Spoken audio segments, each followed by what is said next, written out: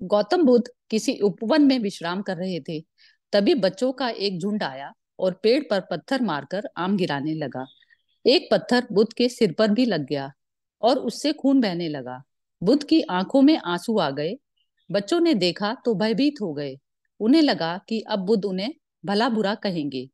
बच्चों ने उनके चरण पकड़ लिए और उनसे क्षमा याचना करने लगे। उनमें से एक बच्चे ने कहा, हमसे बड़ी भूल हो गई है। मेरी वजह से आपको पत्थर लगा और आपके आंसू आ गए। इस पर बुद्ध ने कहा, बच्चों, मैं इसलिए दुखी हूं कि तुमने आम के पेड़ पर पत्थर मारा तो पेड़ ने बदले में तुम्हें मीठे फल दिए, लेकिन मुझे मारने पर मैं तुम्हें सिर्फ भय दे सका।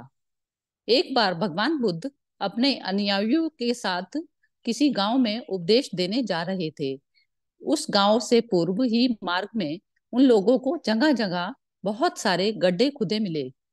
बुद्ध के एक शिष्य ने उन गड्ढों को देखकर जिज्ञासा प्रकट की, आखिर इस तरह गड्ढे को खुदे होने का क्या तात्पर्य है।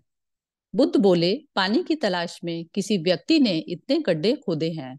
यदि वह धैर्यपूर्वक एक ही स्थान पर गड्ढा खोदता तो उसे पानी अवश्य मिल जाता, पर वह थोड़ी देर गड्ढा खोदता और पानी ना मिलने पर दूसरा गड्ढा खोदना शुरू कर देता। व्यक्ति को परिश्रम करने के साथ धैर्य भी रखना चाहिए। एक बार भगवान बुद्ध भिक्षा के लिए एक किसान के यहाँ पहुंचे। तथागत को भिक्षा के लिए आया देखकर किसान उपेक्षा से, श्रमण, मैं हल जोतता हूँ और तब खाता हूँ। तुम्हें भी हल जोतना और बीज बोना चाहिए और तब खाना चाहिए। बुद्ध ने कहा, महाराज, मैं भी खेती ही करता हूँ। इस पर किसान को जिज्ञासा हुई।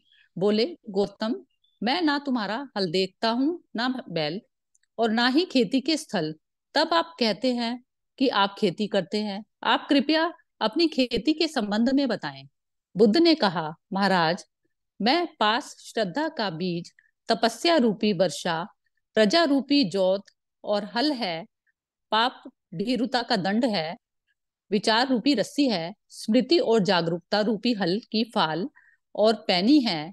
मैं वचन और कर्म में संयत रहता हूँ। मैं अपनी इस खेती को बेकार घास से मुक्त करता हूँ और आनंद की फसल काट लेने तक प्रयत्नशील रहने वाला हूँ। अप्रमाद मेरा बैल है, जो बाधाएं देखकर भी पीछे मुंह नहीं मोड़ता। वह मुझे सीधा शांति धाम तक ले जाता है। इस प्रकार मैं अमृत की खेती करता हूँ। एक बार बुद्ध से मलुक्य पुत्र ने पूछा, भगवान, आपने आज तक यह नहीं बताया कि मृत्यु के उपरांत क्या होता है। उसकी बात सुनकर बुद्ध मुस्कुराए। फिर उन्होंने उससे पूछा, पहले मेरी एक बात का जवाब दो। अगर कोई व्यक्ति कहीं जा रहा हो और अचानक कहीं से आकर उसके शरीर में एक विष बुझा बाण घुस जाए तो उसे क्या करना चाहिए। पहले शरीर में घुसे बाण को हटाना ठीक रहेगा या फिर देखना कि बाण किधर से आया है और किसे लक्ष्य कर मारा गया है। मलुक्य पुत्र ने कहा, पहले तो शरीर में घुसे बाण को तुरंत निकालना चाहिए, अन्यथा विष पूरे शरीर में फैल जाएगा। बुद्ध ने कहा, बिल्कुल ठीक कहा तुमने। अब यह बताओ कि पहले इस जीवन के दुखों के निवारण का उपाय किया जाए या मृत्यु की बाद की बातों के बारे में सोचा जाए। मलुक्य पुत्र अब समझ चुका था और उसकी जिज्ञासा शांत हो गई। एक दिन एक व्यक्ति बुद्ध के पास पहुंचा। वह बहुत अधिक तनाव में था। अनेक प्रश्न उसके दिमाग में घूम घूम कर उसे परेशान कर रहे थे, जैसे आत्मा क्या है, आदमी मृत्यु के बाद कहाँ जाता है, सृष्टि का निर्माता कौन है, स्वर्ग नरक की अवधारणा कहाँ तक सच है और ईश्वर है या नहीं।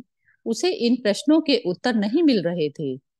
जब वह बुद्ध के पास पहुंचा तो उसने देखा कि बुद्ध को कई लोग घेर कर बैठे हैं।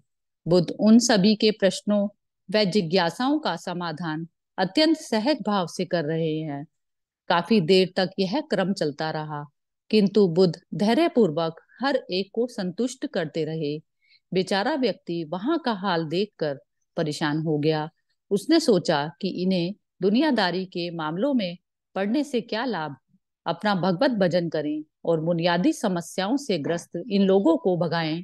किंतु बुद्ध का व्यवहार देखकर तो ऐसा लग रहा था मानो इन लोगों का दुख उनका अपना दुख है। आखिर उस व्यक्ति ने पूछ ही लिया, महाराज, आपको इन संसारिक बातों से क्या लेना देना?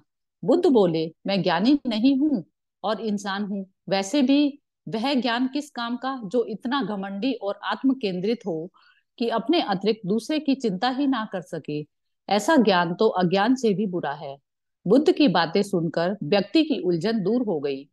उस दिन से उसकी सोच व आवरण आचरण दोनों बदल गए। कथा का सार यह है कि ज्ञान तभी सार्थक होता है जब वह लोक कल्याण में संलग्न हो।